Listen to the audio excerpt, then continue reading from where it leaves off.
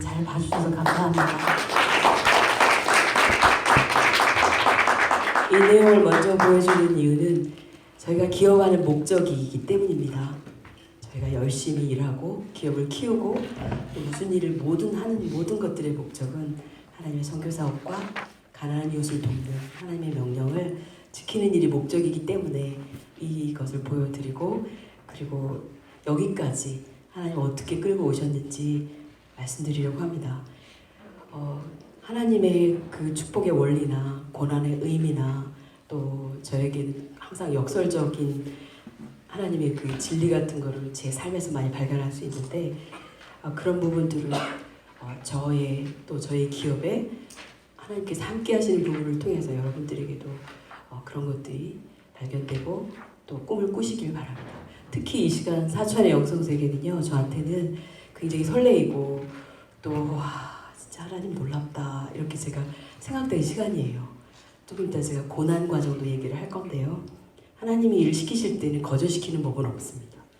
제가 신앙생활 30년 됐는데요, 30년 동안은 저한테는 하나님과의 친밀도를 높이는 시간, 고난도 있었고 축복도 있었고 강도 건너고 산도 건너고 골짜기도 있고 수많은 시간들이 있었는데, 그 시간들의 결론은 하나님과의 친밀도, 하나님과의 깊은 관계, 하나님의 사랑을 알고 하나님의 세미한 음성을 듣기도 하고 성령의 이끄심에 반응할 줄도 아는 그런 사람을 만드는 시간이었다고 보는데요, 그 과정 중에 제가 가장 곤고한 시간에 3분 설교라는 조영기 목사님의 설교가 있었습니다.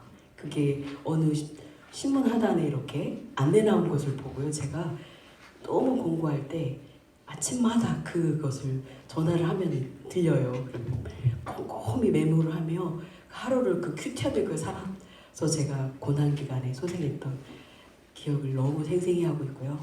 그리고 기업을 하고 나서는 이 정도면 적당히 그냥 먹고 살만 하네 이렇게 하면서 제가 적당히 머무르려고 할 때 사천의 영성세계 책을 읽은 겁니다. 저는 충격이었어요, 진짜. 그래서 제가 다시 또 읽고 또 직원들에게 다 읽히며 제가 다시 한번 꿈을 꾸게 되고, 그리고 하나님이 저한테 뭘 원하시는지를 또 묻고 기도하고 이러는 계기가 되었어요. 그래서 그 책을 읽고서 제일 먼저 저한테 변화가 말이 바뀌는 거였습니다.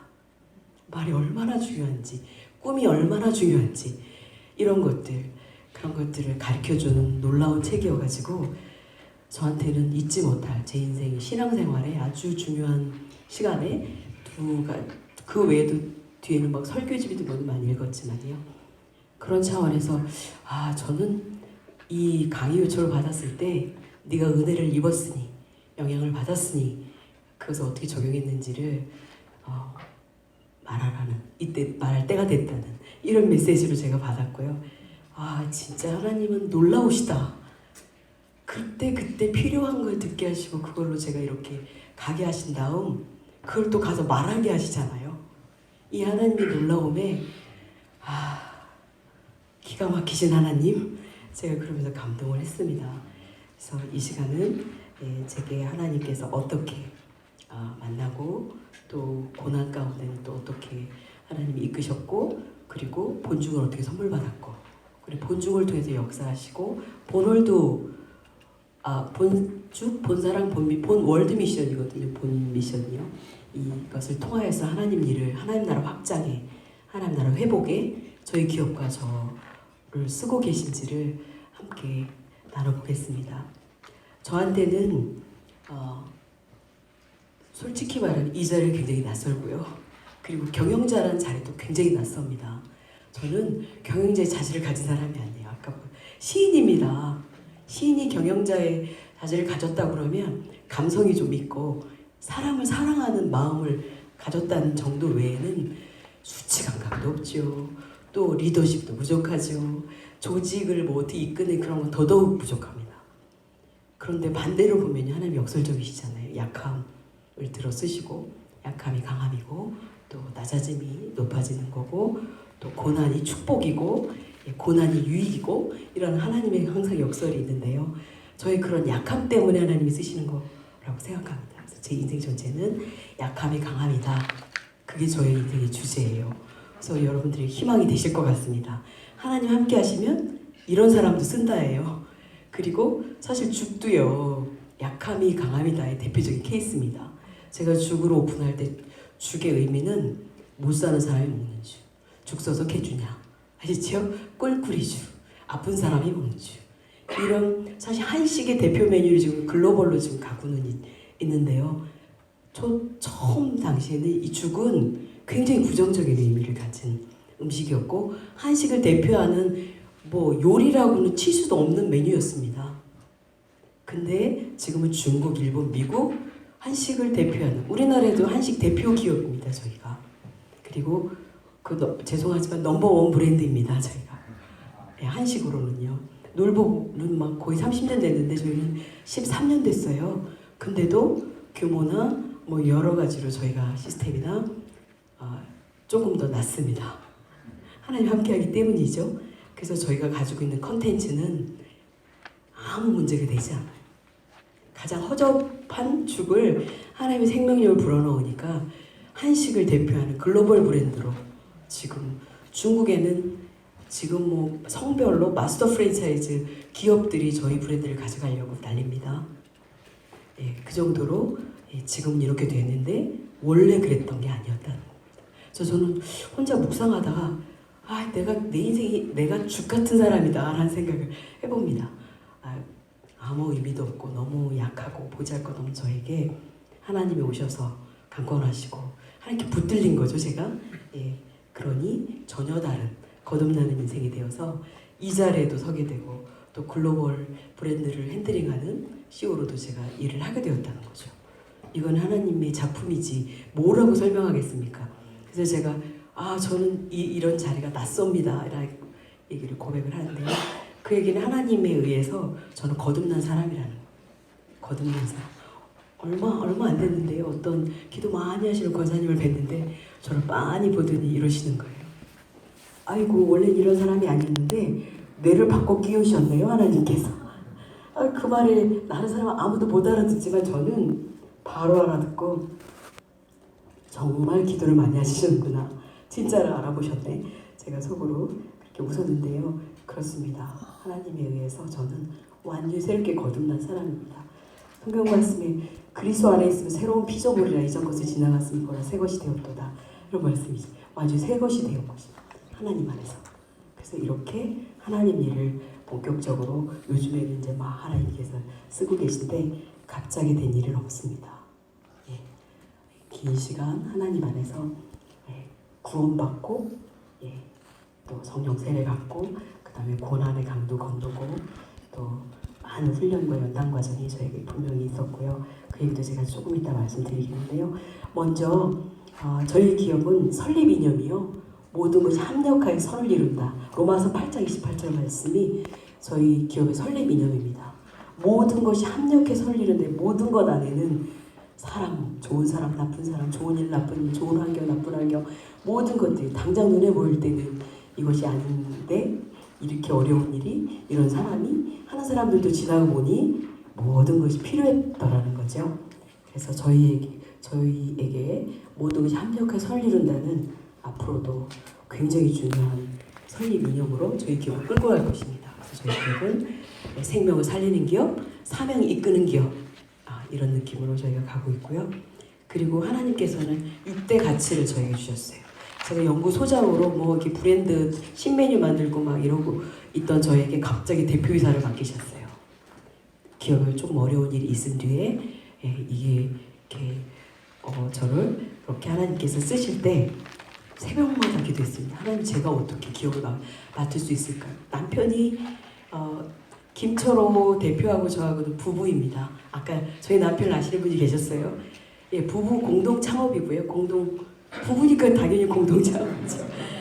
공동 대표를 작년까지 했고 지금은 저는 해외 법인을 맡고 있고요. 저희 남편 국내 법인을 맡고 있습니다. 같이 그룹이죠. 저희가 이제 죄송하지만 조그만 것도 몇 개 되다 보니 그룹이라는 말을 쓰고 있는데요. 남편은 국내에 신성장 동력을 찾기도 하고 신사업을 확장하기도 하고 이런 일을 하고 있고, 저는 해외 시장 확대죠. 시장 확대, 그리고 본사랑 NGO와 본 월드미션 선교 사업을 저는 주도적으로 하고 있고 남편은 국내 사업을 하고 있습니다. 그렇게 저희는 둘이 조화롭게 하고 있는데 어느 시점에 굉장히 어려운 일이 있었어요. 불만제로 사퇴라고요. 그때 정말 저희 기회 죽을 뻔했죠. 그때 남편이 대표의 사직을 딱 내려놓고 자기는 다른 일들을 더 도모해 보겠다. 그래서 이제 명분으로는 회장으로 올라가고 또 저는 연구소장이었는데 대표이사로 이렇게 하라니 갑자기 그런 일이 벌어졌어요. 생각도 않은 일이 벌어졌는데요. 그때 제가 할 수 있는 일이 하나님께 매달 기도하는 일밖에 없었어요. 하나님 제가 어떻게 일을 감당할 수 있을까요? 전 아무것도 준비된 게 없는데요. 매일 새벽에 철야 매일매일 기도했어요. 그런데 하나님께서는 이렇게 무릎 꿇고 물으면서 가면 된다는 마음을 주셨고요. 그게 무릎 경영의 또 다른 의미는 성령 경영이라는 의미입니다. 하나님이 하시겠다는 거죠. 주가 일하시네요죠. 그렇게 저에게 그 자리를 허락하시고 그리고 날마다 기도할 때 6대 가치를 주셨어요. 6대 가치를 여러분이 들어보시면 깜짝 놀라실 겁니다. 제가 메모를 막 했어요. 성경에 나오는 6대 가치를 저희 기업의 모든 기업 방향과 모든 선택할 때 기준을 삼아라 라는 걸 주셨습니다. 그게 뭐냐면 경쟁보다는 협력, 성공보다는 사명, 나보다는 우리, 계약보다는 약속, 이윤보다는 가치, 빨리보다는 멀리, 그런 속도보다는 방향을 얘기하시는 거죠.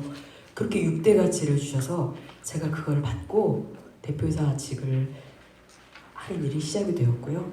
다음날 처음 임원회의가 열릴 때가 정말 저는 하나님의 살아계심을 생생히 체험하는 경험이 있었는데 난리 났습니다. 위기 때 아무것도 준비 안 된 제가 임원회를 들어가야 될 상황이에요.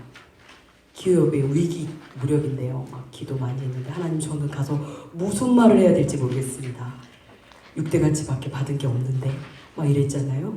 그리고는 저보다 훨씬 더 나이도 많고 대기업에서 일을 하셨던 짱짱한 임원들이 8명이나 됐는데 제가 들어갔어요. 나는 이거 한 달도 못해서 막 이 손을 놓을 거야 막 이런 두려움도 살짝 있고 그랬는데요. 그냥 기도만 하고 하나님 알아서 저를 세우셨으니 죽이든 살리든 하나님이 저를 써주십시오. 그러면서 들어갔어요. 그랬는데요. 놀라운 일이 벌어진 겁니다.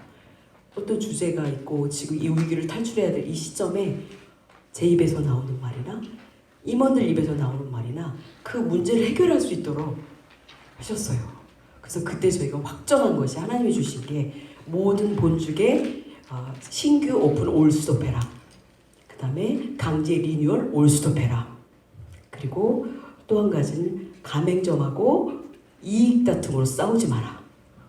이런 세 가지를 하나님이 저희에게 결론적으로 주셨습니다. 그래서 그것을 정말 실행을 했어요. 그래서 사실 저희 기업에 대한 공격, 제가 대표이사 되고 난 뒤에는 미션 기업 선포를 했어요. 그때 정말 공격이 더 있는 거예요. 그런데 저희는 뭐 별별 얘기를 다 해도 저희는 이미 그때 2010년도죠. 11년도네요.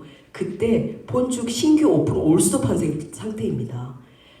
뭐 임원들은 난리가 났었죠. 아니 가맹하는 회사에서 신규 오픈을 올스톱한다는 게 말이 되느냐. 신상권 외에는 그러니까 신도시가 설립되는데 이런 데는 들어가야 되니까요. 그랬지만 저는 하나님 뜻이니까 해야 된다. 그리고 이렇게 그냥 가면 공멸한다. 그러니까 한쪽 문을 닫고 한쪽 문을 여시는 게 하나님의 원리니 이건 진행해야 된다. 이러면서 그거를 정말 지금까지 진행하고 있습니다. 그러다 보니까 여러 가지 어려운 문제가 있고 할 때는 저를 바라보는 시선이 별로 좋지는 않았어요. 그런데 그로 인해 그 뒤에 동반 성장의든 뭐 이런 여러 가지 장치를 하는데 저희는 이미 그런 걸 다 넘어가도록 미리 준비를 하는 계기가 그 일들이었다는 것입니다. 그래서 너무 감사했고 그리고 하나님께서 저희 기업을 사랑하시고 위기였지만 그 위기를 통해서 하나님은 저희를 거듭나게 하시고 잘못된 걸 바로잡는 계기로 삼으셨다는 것이에요. 근데 그 위기 때 지금 말씀드리지만 갑자기 온 건 아닙니다. 불만제로 사퇴라는 그 위기는 사실은 일하시고 오너시고 리더십인 분들이 많이 계실 걸로 알고 있는데요. 반드시 하나님은 사인이 있습니다. 사인이 있었습니다. 가맹점 사람 중에 막 저희 회사 앞에 와서 막 이렇게 밥그릇 그러니까 본인 그 사건에 법적으로 하나 문제 있게는 저희는 하진 않았거든요. 그래도 가까이 내서 저희가 힘들어졌다 막 이렇게 하시는 분들도 계시고 그랬는데, 그거를 저는 이렇게 임원회의나 이렇게 얘기했을 때, 아니 지금 저희는 1,500개인데 그 무렵은 1,200개쯤 됐을 텐데요. 아니 1,200개 중에 1,200명을 다 만족시킬 수는 있느냐, 일반 원리죠. 근데 그거에 제가 얘기하다가 이 얘기를 제가 이렇게 접는, 근데 제 마음 안에 싼 느낌이 있는 거 아세요? 하나님 반드시 쌓여 있습니다. 이런 마음, 네 기도를 듣겠느냐, 이 약한 자의 기도를 듣겠느냐, 이런 마음. 그때 좀 두려움 같게 쓱쓱 스쳤습니다. 근데 그것을 너무 가볍게 여겼었죠. 그때 불만제로 사태라는, 불만제로 이제 막 이 재료를 이렇게 재활용하고 뭐 중국산 김치를 섞어 쓰고 본사에서 보내지 않은 재료를 쓰고 막 이러면서 쓰레기 주기라는 말로 방송에 나와버린 겁니다. 그래서 전체 기업이 망할 수 있는 우위까지 저희가 떨어지는 일이 생겼죠. 근데 그게 너무 잘하는 매장도 있지만 한두 개 매장이 그래도 우리는 공동 운명체이기 때문에요. 공동 책임을 져야 하죠. 그래서 그런 일이 있을 때 저희는 모든 걸 다, 저희 남편 아예 자기 욕심 때문에 매출을 높이 올리기 때문에 이런 일이니까 자기 책임지겠다 하고 내려놓고, 저는 그걸 그냥 값없이 내가 너무 누렸다 뭐 이런 책임을 또 져야 되는 상황이라 끊임없이 기도하고 울고 하나님께 어떻게 해야 되는지 물었을 때 그 세 가지를 주신 겁니다. 이제 가맹점 오픈 올스톱해라, 그 다음에 강제 리뉴얼 올스톱해라, 그 관행처럼 해오던 그런 것들도 다 하나님 올스톱하라 하시고 저희는 그거에 순종을 했습니다. 그랬더니 동반 성장이나 이런 것들을 미리 예비하는 일이 생겼죠. 근데 끊임없이 이게 외식 기업이다 보니까요, 위험이 계속 노출이 됩니다. 그래서 기도 없이는 하루도 안전할 수 없어요. 올해는 추적 60분 때문에 저희 죽을 뻔했거든요. 불만제로 사태 때는 매장에서 어려운 일을 그렇게 해가지고 전체 매장이 그냥 치명타를 입었고, 그때는 그냥 정말 새롭게 전 가맹을 다 뒤집었습니다. 그래서 새로워지는 계기를 만들었고요. 올해 추적 60분은 좀 억울했습니다. 저희가 솔직히 말씀드리면 저하고 같이 일하던 임원분이 나와가지고, 보셨을지 모르겠습니다. 보낸본이라고 차리고 저희 노하우 또 저희 가맹점 사장님들을 이렇게 상대로 영업을 하고, 이게 저희로서는 좀 어려운 일이어서 그걸 이렇게 수독을 시키는 일이 생기니까 이분들이 이제 그런 어떤 언론과 함께 저희들에게 어려운 일이 있었는데요. 그 일 또한 저희는 먼저 불만제로 사태 때도 저희가 완전히 하나님 뜻으로 알고 철저히 새로운 마음으로 뒤집어서 처음부터 끝까지 다시 단추를 꿰는 일을 했었는데요. 요번에는 저희 남편이 너무 억울하니까 막 화를 내더라고요. 이거는 진짜 가만히 안 있는다고 그랬는데요. 제가 기도 막 했어요. 근데 하나님이 하시는 방법 화평이시잖아요.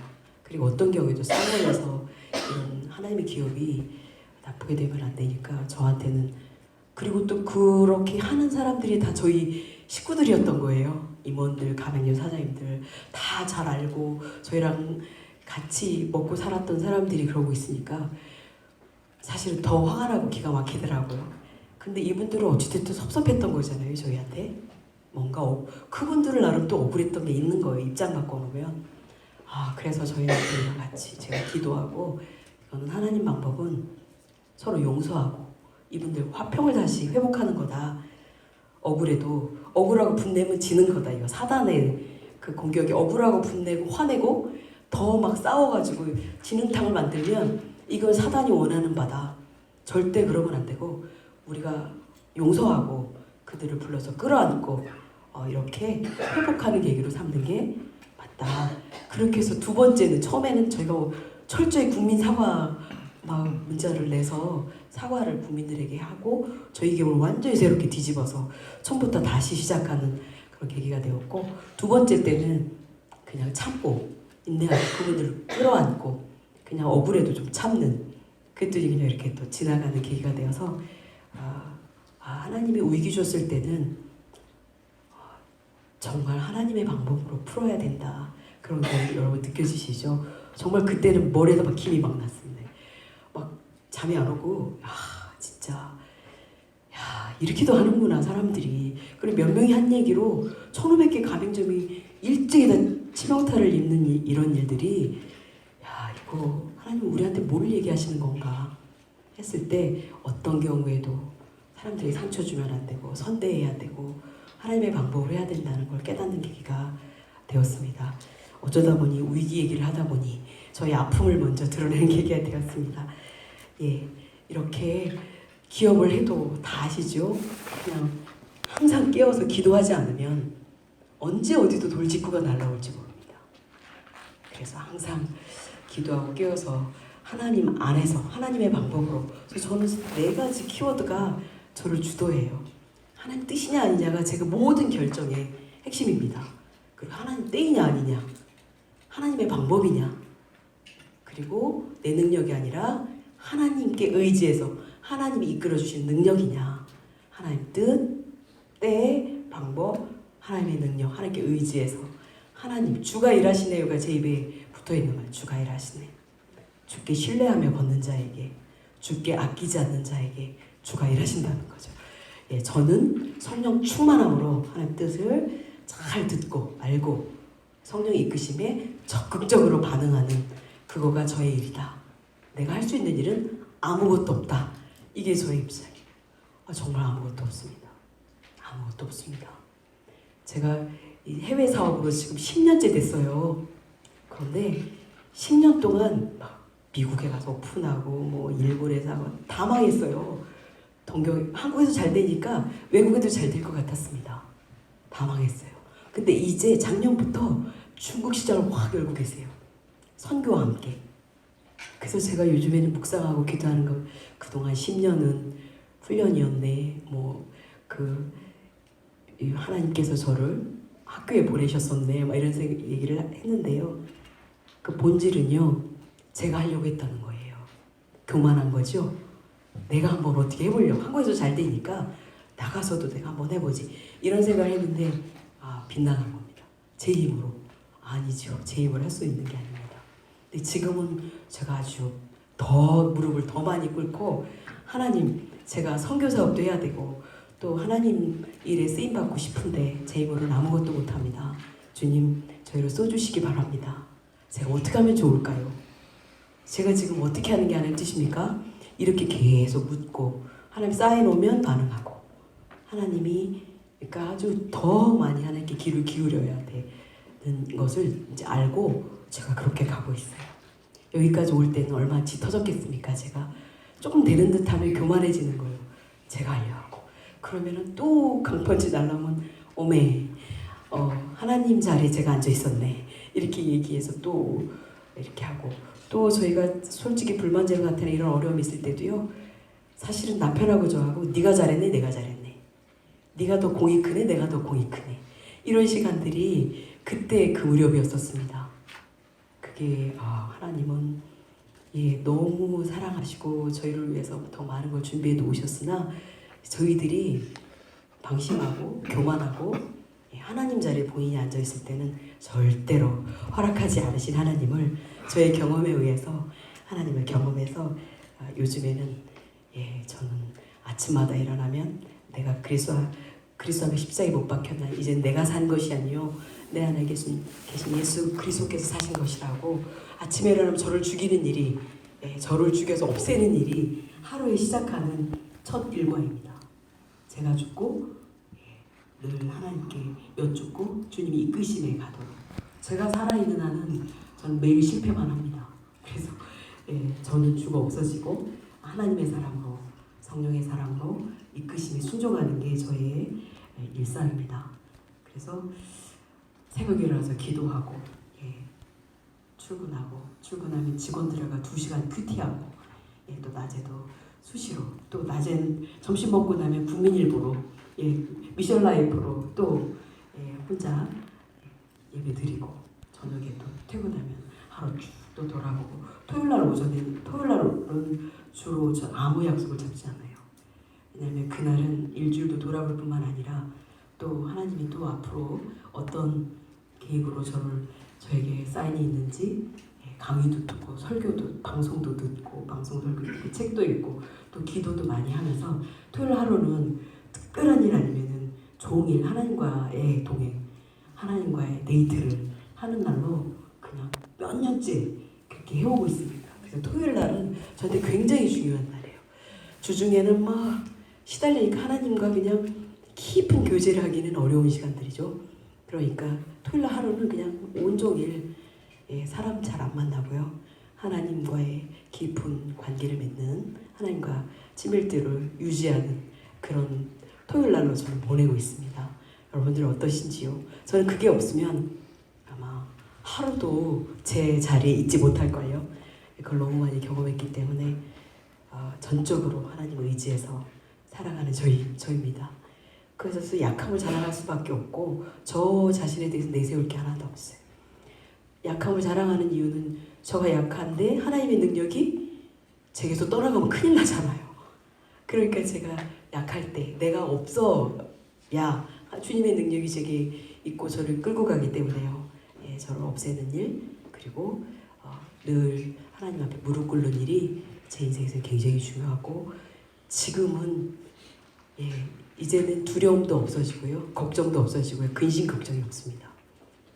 왜냐하면 근심 걱정하는 거 두려움 자체가요. 제가 교만이라는 걸 알게 되었어요.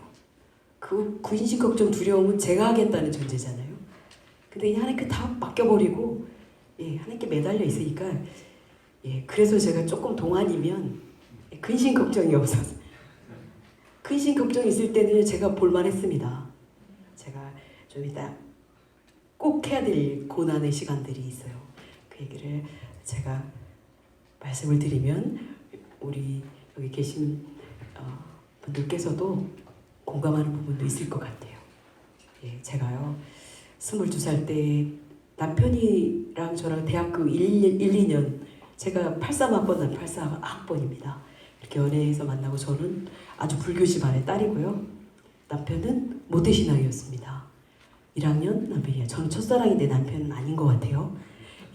그래도 괜찮습니다. 조금 억울하지만 그렇게 만나서 대학교 4학년 때 저는 23, 남편 24 결혼을 했고요. 22살 때 저는 교회를 나가기 시작했습니다. 그리고 26살 때 성령 세례를 받아요. 그리고 너무 하나님의 사랑이 너무 제가 감사해서요. 그때 막 제가 신학 공부를 해서 하나님 일을 하면 어떻습니까?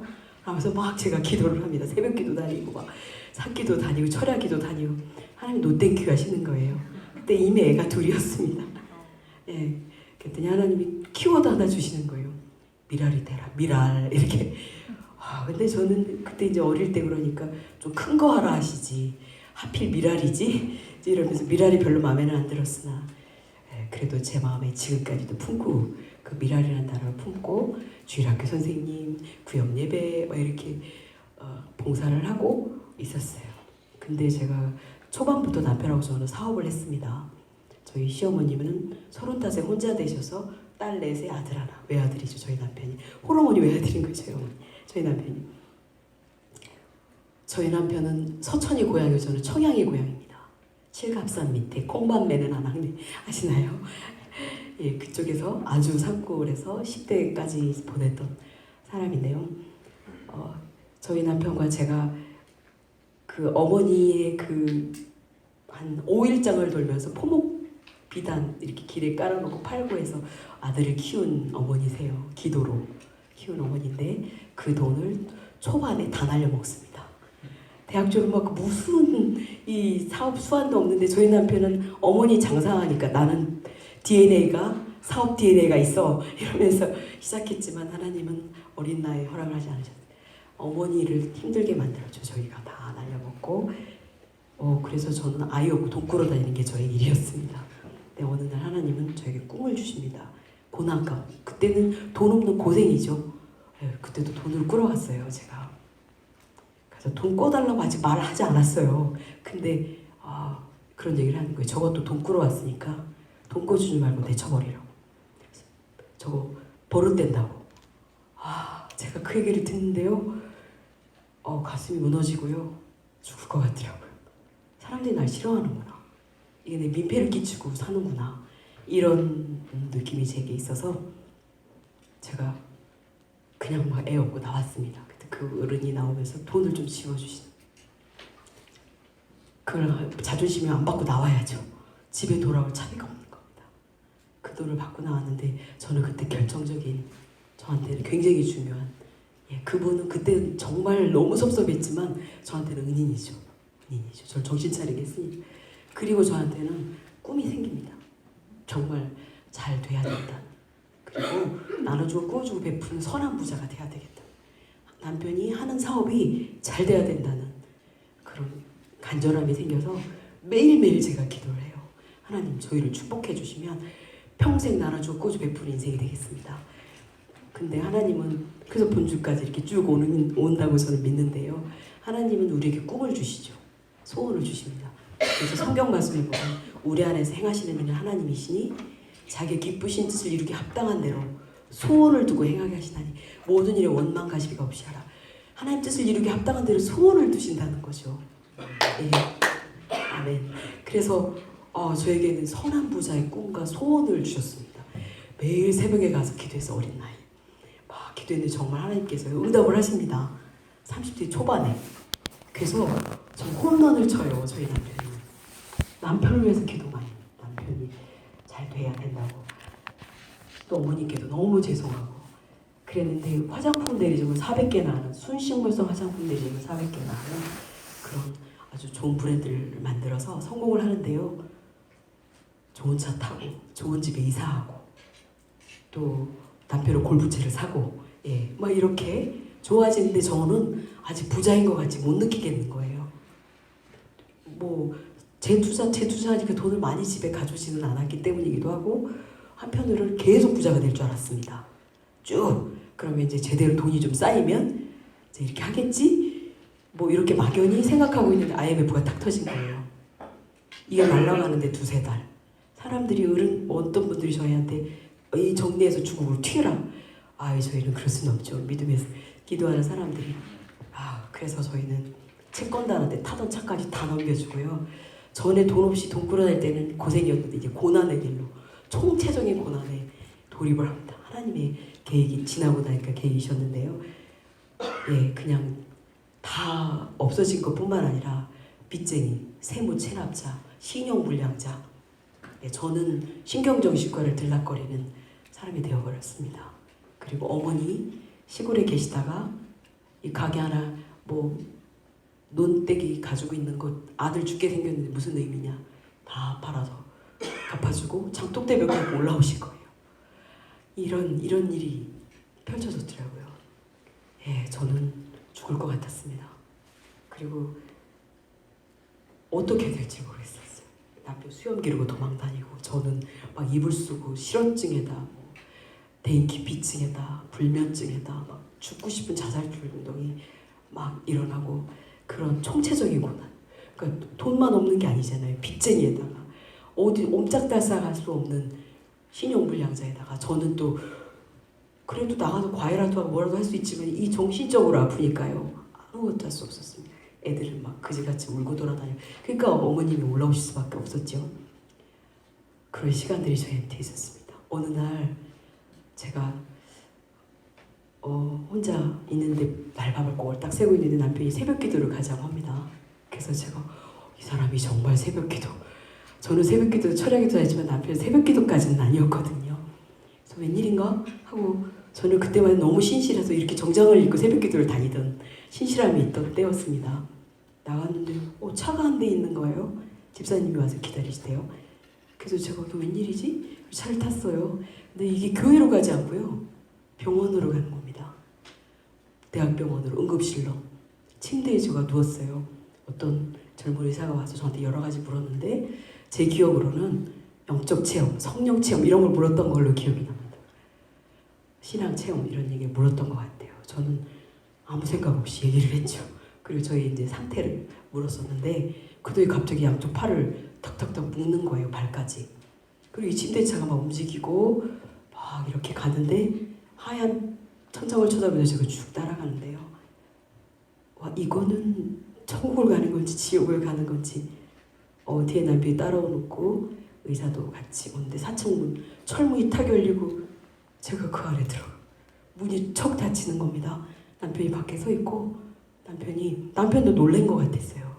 이렇게까지 될 줄은 몰랐던 것 같았는데 제 상태가 어렵다고 생각했던 것 같습니다. 근데 남편이 거기서 안타깝죠. 저를 바라보고 좀 쉬고 있어. 내가 또 올게. 이렇게 하고 총총 사라지는데요.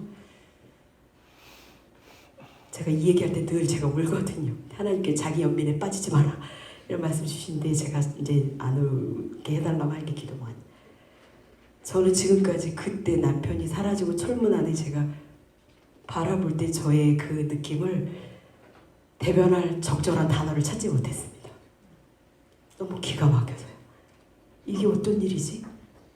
옷 다 벗고 환자복으로 입히고 약을 먹여서 재우고 이런 일들이 그 안에서 일어나. 거기서 할 수 있는 일 성경책 주세요? No. 노트 주세요? No. 아무것도 줄 수 없다고. 거기서 할 수 있는 건 샤워 하나만 할 수 있었습니다. 아침에 하고 저녁에 하고 점심에 하고 샤워는 제가 자주 했던 것 같아요. 하루가 얼마나 긴지 약 먹고 자고 또 일어나면 이렇게 시간을 보내고 이랬네요. 근데 4층에다 요만한 창문이 있어요. 밖을 이렇게 내다보면 이 개척교 십자가들이 보는 제가 기도했어요. 하나님, 저 하나님 집에 가서 예배 드리고 싶습니다. 그리고 아이들이 보고 싶습니다. 하나님, 여기 왜요? 여기 왜 있어야 하는 거죠, 하나님? 이제 그런 절대 안 울기로 했는데요, 제가.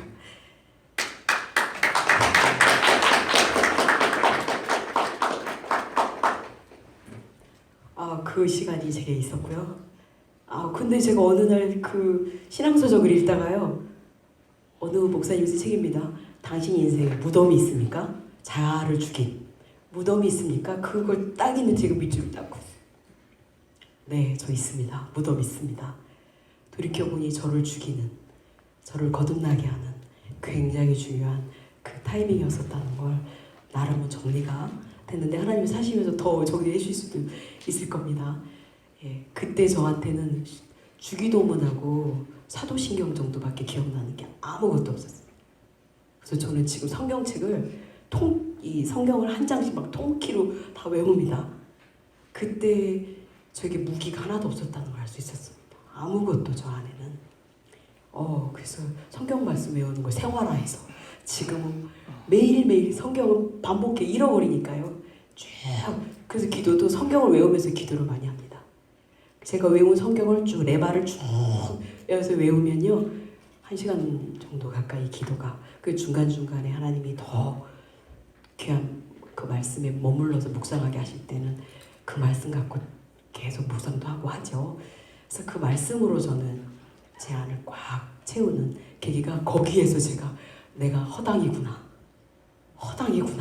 그때 느낀 것 때문에 제가 통탄을 하고 그 뒤로는 엄청나게 성경을 외우는 시편 같은 경우는 막 통키로 다 해요.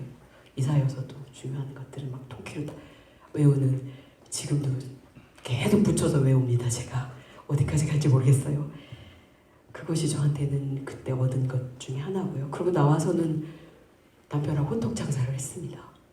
남편이 수염 기른 수염을 깎고 저는 아직도 약은 제가 약을 6년을 먹었어요. 그때 하나님께서는 네가 이 알약보다도 나를 못 믿느냐?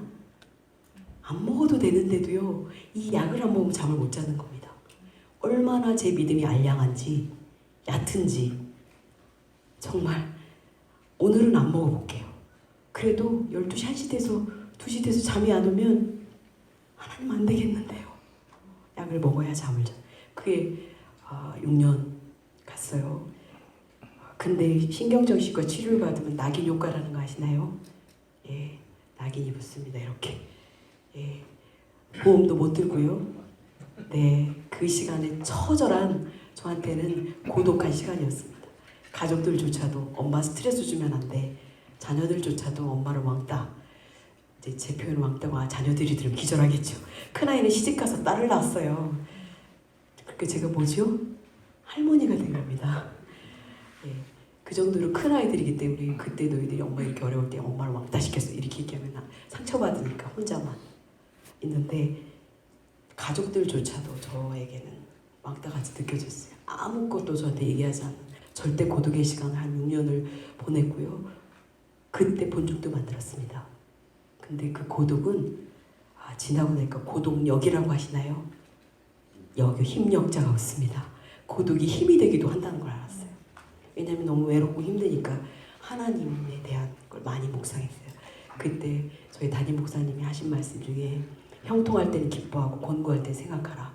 그 말씀이 저한테 탁 와요. 지금 제가 곤고하잖아요. 생각하라. 뭘 생각하라는 거지? 그 설교집을 쭉 읽어봤더니 하나님 뜻을 생각하고 너 자신을 생각하고 저 자신을 돌아보게 하고 삶을 돌아보게 하고 하나님과 나의 관계를 돌아보게 하고 그런 시간을 가지라는 거였습니다. 그때 제가 처절히 회개를 많이 했습니다. 저의 하나님의 절대 주권에 대한 거 그리고 저의 그 교만 그 다음에 물질관 이런 것들에 대해서 전부 짚어보고 또 저의 아주 사소한 죄까지도 다 꺼내서 하나님 앞에 내놓고 씻음받는 그런 시간들이 그 시간에 되었습니다. 그러고 나서 호떡 장사를 하고 또 요리하고 그래서 시장 노릇을 하고 막 이런 아주 시간이 지난 호떡 장사할 때는 저희 남편은 와샤치 호떡 장사한 걸로 유명합니다.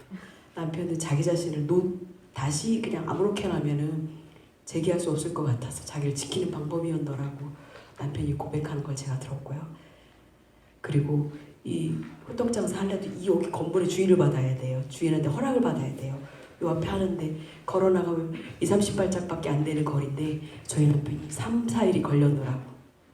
용기가 안 나서 그런 그 호떡 장사를 시작해서 용기를 냈고 저 같은 경우도 처음에는 잘 못 갔으나 나중에 남편하고 같이 제가 호떡 장사도 하고 호떡 반죽도 하고 500원짜리 호떡 팔아서 11조도 하고 감사원금도 하고 어려운 사람도 돕고 정말 하루에 3만원 5만원 많이 팔 때 6만원 7만원 팔면 대박 치는 날입니다. 그렇게 1년 넘게 호떡 장사를 했는데요. 정말 저희 호떡 장사를 그만둔 건요. 포장마차를 뺏기는 것 때문에 그만뒀습니다. 저희 전 재산이 포장마차를 뺏기는 거예요. 그냥 트럭으로 용역 트럭 해가지고 서울시에서 했는지 어디서 했는지 모르겠습니다. 대놓고 그냥 거기 있는 호떡 기계랑 막 다 쓸어버리고 그냥 포장마차 떡 싣고 가버리면요 망연자실이에요. 다리 힘이 빠져 바닥에 털썩 주저앉아가지고 이건 호떡 포장마차 하나로 7 식구가 먹고 살았거든요. 어머니, 시누이, 우리 애들 셋, 저희 남편.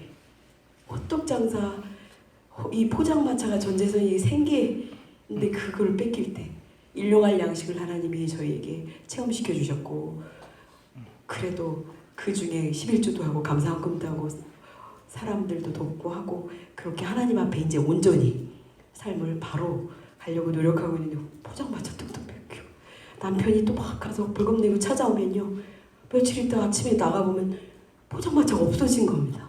밤새 실어간 거죠. 그때 그 절망감. 근데 하나님은 인사도 지금 이제 어려운 사람을 보면 긍휼한 마음, 가난한 사람들의 마음을 그때 저에게 심어주셨다는 거. 본 사람 제단의 정신이죠. 예. 인사동이 가깝거든요. 저희가 정도이가가 회사인데요. 거기 막 누워 있는 거예요. 어떤 사람들이 저 지나가다가 여기 왜 이러고 있냐고 그랬더니 저희 직원이 말 못하는 이 풀빵 팔던 분들이 여기 이제 포장마차 하지 말라고 하니까 어떻게 먹고 사냐 길에 누웠다는 것입니다. 제가 만약에 포장마차를 빼앗겨보지 않은 사람이라면 저도 그랬을걸요. 이사로 생각하며 왜 구청 가서 얘기하지? 길에서 눕고 이렇게 길을 마비시킬까? 이렇게 저는 타박을 하지 않았을까요? 근데 저는 갑자기 그냥 가슴이 먹먹해지네. 하나님 이 사람들 장애인인데요? 이분들을 어떻게 하죠? 라는 하나님 하고 기도가 어떡하죠? 제가 가슴이 그냥 그게 제가 포장마차를 뺏겨보지 않은 사람이라면 그분들의 심정을 절절히 제가 알 수 있었을까요? 그 시간은 그렇게 저에게는 의미 있는 시간들로 포장마차를 하며 포장마차를 뺏겨온 일용할 양식을 체험하는 시간들로 하나님은 어려운 사람들을 알 수 있도록. 제가 병원 다니면서 얼마나 많은 환자들을 만났겠습니까? 제가 신경정신과 있다가요, 그때만 해도 제가 아직 살아가지고 내과에 가서 앉아있는 겁니다. 부끄러워가지고. 태복이님, 그러면 제가요 보호자처럼 제가 신경정신과에 들어가 보겠습니다. 그래서 수많은 어려운 사람들, 가난한 사람들, 병든 사람들을 만나는 시간들을 제게 허락해 주셨습니다. 그리고 요리학원에서 심부름하고 설거지하고 재료 다듬고 하는 그런 고난의 시간을 또 허락하셨어요. 그때 이제 본죽을 준비시킨 제 인생에서는 가장 바닥을 치는 그런 타이밍이었습니다. 제 인생에서 그냥 지워버리고 싶은, 그 퍼즐은 내게 인생에 필요 없는 그런 시간이었는데, 하나님은 그때 지금의 저를 만드는 시간이었고, 본죽의 프랜차이즈 모든 원리를 심부름하며 재료 다듬으며 설거지하며 배우는 시간들이었고요. 저는 그때 막 돈가스 재료 실습하고 간 거 막 혼자 막, 여자분들 아실지 모르겠습니다. 속이 허할 때 막 안 드시나요? 뭘로도 채워질 수 없는 이 허함. 하나님은 대답이 없으시고 이 인생은 끝이 안 보이고 죽음의 이른병이 절망인 거 아시죠? 예, 제가 죽을 것 같았어요. 그 무렵에 저는 막 살이 80kg까지 찌고 얼굴에 기미가 꽉, 지금은요 때깔 벗은 겁니다. 제가 그때 하나님이 저한테 그렇게 저를 막 망가뜨리시는 거 미안하셔서 이렇게 조금 낫게 해주시지 않나, 제가 혼자 해석하고 있습니다. 김이 꽉 끼고 살은 이렇게 찌고 저 자신의 거울을 보고 싶지 않은, 아침에 눈을 뜨고 싶지 않은 시간들이 저한테 있었어요. 그때 제가 3분 설교를 만납니다. 그때 어디에서 딱 전화번호 3분 설교 전화번호를 보게 돼서 전화를 누르니 5자로 시작했던 걸로 기억이 되는데, 들으면 3분도 엑기스만 말씀하시면 제가 메모해서 그걸 하루를 살고 이런데, 거기에 하나님의 축복에 대한 말씀이 많이 있었어요. 삼중 축복에 대한 말씀. 어떻게 생각해야 되는지, 고난은 어떤 의미인지, 하나님 고난을 통해서 우리를 축복한다는 그런 메시지를 그 시간에 많이 듣고, 제가 조금씩 깨어나며 하나님께서 그 시간을 통해서 본죽을 선물 주십니다. 그래서 저는 요리사도 아니고 요리 쪽에 무슨 뭘 있는 사람도 전혀 아닌데, 저희 남편이 그때 외식 컨설팅 회사를 다니고 남편 친구하고 했을 때였기 때문에 그 시간에 남편에게는 지혜를 주셨던 것 같아요. 그래서 그때 남편이 죽집 해보라. 그래서 제가 죽집? 그랬더니 죽 노하우는 없으니까 네가 만들어봐라. 이렇게 비전을 얘기해서 하나님께서는 이렇게 오래된 죽집 몇 개를 보여주시면서 제게 꿈을 꾸게 하셨습니다. 그리고 죽집을 차렸고 노하우를 15가지 만들고요. 그 15가지는요 지금까지도 베스트, 본죽 메뉴의 베스트이고요. 매출의 60~70%를 다 차지하고 있습니다. 하나님께서 주신 선물이죠. 지금까지 증명되고 있어요. 지금 막 셰프 중에는 막 호텔 셰프도 있고 다 있는데요, 신메뉴 만들어도 절대 그 안에 못 들어옵니다. 성역이에요, 성역. 왜냐면 하나님 작품이기 때문입니다. 그리고 브랜드도 새벽에 기도 중에 본죽이라는 이름을 주셨고요. 그리고 대학로 2층 외진 곳에 1년에 4명이 망연한 그 자리에 하나님 자리를 주셨는데, 그때 첫 메뉴판을 만들면 영문일본을 넣었어요. 그건 외국에 나갈 거라는 생각보다는 외국인이 오면 좋겠다는 희망으로 넣었고요. 2층 외진 곳에 2층에 죽집을 차렸으니요, 좋은 메뉴도 아닌데, 그때 기도 많이 하는 어머니도 야, 죽은 아닌 것 같다고, 족발집이 낫지 않겠냐, 주변에서도 그렇게 어머니도 얘기하시고 기도가 안 나온다 하시고 그런 에피소드가 있는데요. 하나님이 주신 거기 때문에 이 죽은 정말 탈바꿈에서 지금 국민 브랜드, 세계 한식을 대표하는 브랜드가 되는 놀라운 일이 있고요. 9그릇, 12그릇 팔던 그곳이 지금 본죽 1200개, 1500개는요 도시락, 본도시락, 본비빔밥까지 합쳐서 1500개인 겁니다. 본죽은 1200개 정도 됩니다. 그거에 그옥에서 출발한 메카가 되었고 이제 글로벌 브랜드로 가고 있고요. 중국에서도 아주 좋아하고, 중국 사장님들은 다 한족들입니다. 중국 분들이 저희 가맹점 사장님들이고 마스터 프랜차이즈를 가져간 기업 대표들이 되었습니다. 그래서 제가 이렇게 이 자리에 서게 되고요. 하나님은 놀라우신 분이십니다. 그리고 본죽이 이렇게 성장해서는 이 정도면 이제 좀 안주하고 살만한가? 하고 이제는 씨나 쓰며 살까? 이런 기분도 좀 들고 이렇게 꾀가 날 무렵에 4차원의 영성세계 책을 딱 본 겁니다. 그때 자극이 딱 되는 거예요. 이거 아닌데? 죽을 때까지 꿈을 꿔야 돼요. 꿈이 없는 백성은 망한다고. 그리고 꿈, 말, 믿음, 생각의 이 중요성을 거기 보고 전 충격을 먹었어요. 그리고 제가 말을 또 이렇게 부정적인 말을 잘하는 사람인데요. 깜짝 놀랐어요. 그동안 어쩌면 어려움 당해 내 말 때문이었는지 모르겠다 이런 생각이 들 정도로 말에 대해서 회개를 굉장히 많이 했습니다. 그리고 언어가 바뀌는 게 첫 번째 저한테 증상으로 일어나고요. 또 꿈을 수정하고 그리고 지금은 꿈 넘어 사명으로 이제 세계적인 글로벌 브랜드로 가야 되겠다 이런 꿈을 주셨고 그리고 그 꿈을 이루는 가운데 사명까지 연결 꿈 넘어 사명이라고 제가 꿈 넘어 사명까지도 하나님은 저에게 허락하셔서 본사랑 본미션까지 지금 가고 있습니다. 그래서 지금은 기왕 해온 거 교재에 나와 있지만 교재가 있으니까 안 돌려도 될까요? 아이고 그냥 한 번쯤 돌려봐 드리겠습니다. 저기 되게 오래된 것 같아도요 13년밖에 되지 않았습니다. 그리고 상이라는 상은 다 탔습니다. 저희가 하나님 그 내외 아주 이쪽 저쪽으로 하나님 축복을 많이 해주셨고요. 저를 이끄는 말씀이고요. 이걸 이렇게까지 안 해도 되는데 죄송합니다. 한 큐에 나와야 되는데 쭉 보시면 되겠습니다. 설명이 필요 없으시죠? 근데 하나님은 자기 경영을 잘하기를 원하시고요. 가정 경영에 그리고 기업까지도 확대. 그래서 저희 직원들 뽑을 때 임원들에게 항상 지성, 이성, 영성에 대해서 조화로움을 많이 강조합니다. 3대 사명입니다. 저희가.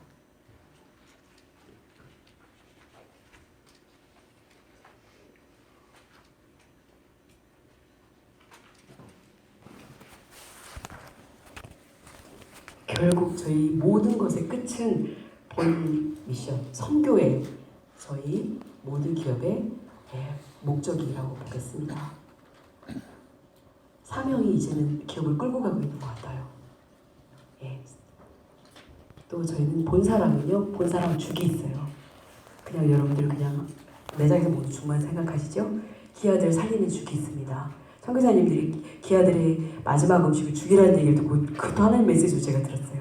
그래서 기아들을 위한 죽을 개발했고요. 1년 유통기한으로 분말로 되어 있고요. 찬물, 뜨거운 물 상관없이 물을 부으면 죽으로 호환이 됩니다. 그리고 한 20여 가지 영양소가 들어있어서 그걸 먹으면 기아들이 살아나는 회복된 그 죽을 만들어놔서 지금 선교 가시는 분, 봉사 가시는 분, 또 선교지에서 어려움 당하고 기아들이 있는 곳에서는 보내달라 하면 저희가 보내고 있고 지금 꾹꾹이는요 중국에서 만들면 더 그 딜리버리도 쉽고 전 세계로 그리고 가격도 3분의 1 가격으로 같은 양을 만들 수 있다고 해서요 중국에서 만들 수 있기를 기도하고 있습니다. 이걸 그냥 말씀만 한번 보시면 좋겠습니다. 제가 어려울 때 순간순간 하나님 주신 말씀입니다. 지금 때가 찬 것 같아요. 주가 일하십니다. 이것도 그냥 한번 보시면 저기 늑대같이 사오는 하나님께 영광 세상의 빛과 소금이고요. 저는 이렇게 계속 늘어가고 있습니다. 지금보다 지금 더 많이 늘었죠. 본사랑재단 설립인입니다. 본 월드미션 제가 보여드리고 싶은 게 있습니다. 이게 제 인생을 끌고 가는 하나님이 저에게 주신 것입니다. 제가 할 수 있는 건 성령 충만이고 모든 건 하나님이 하고 계시고요. 성령께서 이끌고 계십니다. 저는 성령이 하시는 일에 순종하고 반응하는 게 그냥 이거 할 때 만들 때만 순종이었는데 최근에는요 적극적인 순종을 원하십니다. 즉시 순종, 적극적인 순종, 기쁘게 순종. 저가 할 일은 순종밖에 없습니다. 순종이 제사보다 낫죠. 수양이 기름보다 낫고요. 제가 하는 일은 아무것도 없습니다. 하나님 뜻을 듣고 분별하고 그리고 말씀하시면 순종하고 성령이 이끄시면 그거에 반응하고 거부하지 않고 적극적으로 따라가는 저의 일. 이거 가지면 하나님이 저를 쓰시는데 부족함이 없을 것 같아요. 왜냐면 저는 아무것도 할 수 있는 사람이 아니고 하나님께서 하시는 일에 쓰임받는 도구이고 딜리버리입니다. 청지기이고요. 저희 기업도 마찬가지입니다. 궁극적으로 하나님 나라 확장, 생명들을 살리는 기업, 그리고 땅끝까지 마지막 때 하나님 나라 회복, 확장에 저와 저희 기업이 이것만 하면 쓰임받을 수 있다고 하나님이 제 마음에 주셨기 때문에 이렇게 제가 가고 있고요. 최근에 하나님께서 저에게 주신 말씀은요. 작년부터 주신 말씀인데요. 다윗이 한 고백인데 그 말씀을 끝으로 말씀을 마치겠습니다. 내 마음이 교만하지 아니하고 내 눈이 오만하지 아니하여 큰 일과 감당 못할 놀라운 일을 하려고 힘쓰지 아니하나이다. 내 마음이 고요하고 평안하기가 젖된 아이와 같사오니 제가 젖된 아이와 같습니다. 그게 저의 고백입니다. 제가 뭔가를 하려고 몸부림치지 않고요. 오직 주님이 하시도록 주님이 계시고 저는 주님이 말씀하신 대로 순종하며 따라가는 게 저의 일이고 또 그 대신 하나님이 주신 꿈을 붙잡고 꿈꾸고 앞으로 주신 사명에 절대 순종하며 나가는 게 저의 길이고 하나님 기뻐하는 길이라고 믿습니다. 잘 경청해 주셔서 감사드립니다. 고맙습니다.